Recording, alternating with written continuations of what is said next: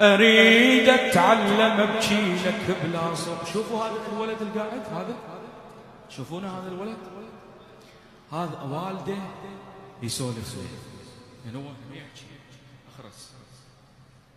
اريد اتعلم ابكي لك بلا صوت واضم عبرة مصابك علي يسمعون.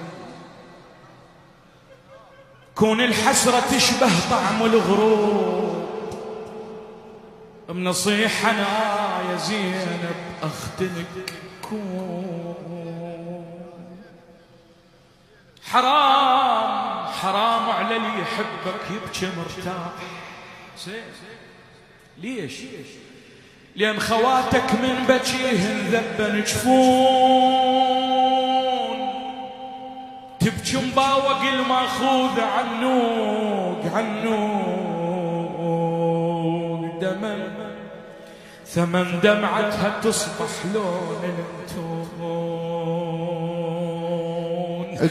اريد انعوى وانه بصوت مبحوح يا حسين، حتى ما حد يعرف انعى وانحب شلون.